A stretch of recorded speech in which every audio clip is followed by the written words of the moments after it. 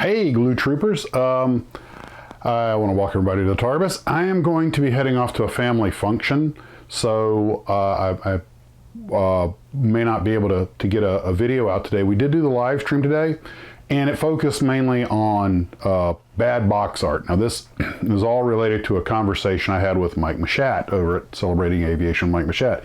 He happened to be in Florida for a few days, Central Florida. I happened to be down there because I'm based in Orlando. Things came together. We were able to do lunch, had a wonderful couple hours just chatting.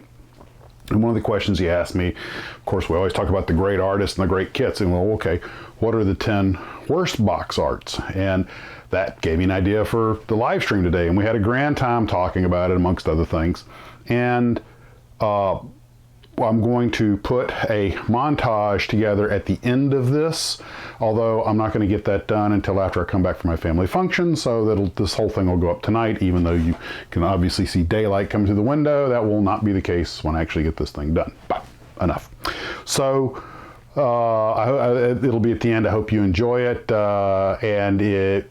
You know what? Just a thought. If you want to, for the next viewers builds, and I'm getting a lot of great pictures together, I'll probably be putting it together before too long, so if you want to get an image in, go ahead and send it in. And if it comes in late, don't worry, it'll just catch the next one. But if you have a particularly awful box art and you can find a good image of bad art, send it to me. Maybe I'll tack something together on the end of the viewers build, viewer submitted horrible box arts. It doesn't have to be in your collection, it can be something you downloaded, but if it's in your collection, that's great.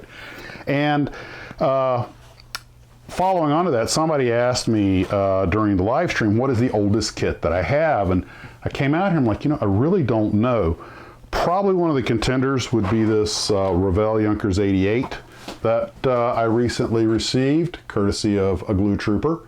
And it's still got the original tape on back and everything, so that's a possibility.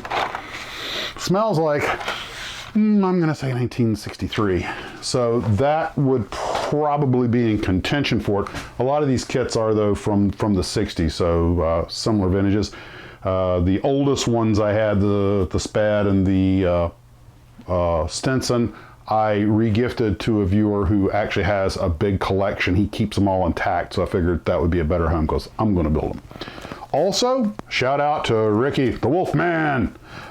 He sent me, he's over in the UK, and he sent me a couple of books on the Prisoner, and as well as my number 6 pen. Number six. If you haven't seen the Prisoner, Google it. It'd take me forever to explain. Essentially, it's some of the best of British television, and I guess you could say it's an allegory about freedom. In fact, my brother had a small video production company for a while that he called Cyrano 6 in honor of Cyrano de Bergerac and number 6 from The Prisoner, because he's a big believer in individual freedom, and Cyrano de Bergerac was his own man, and The Prisoner is all about basically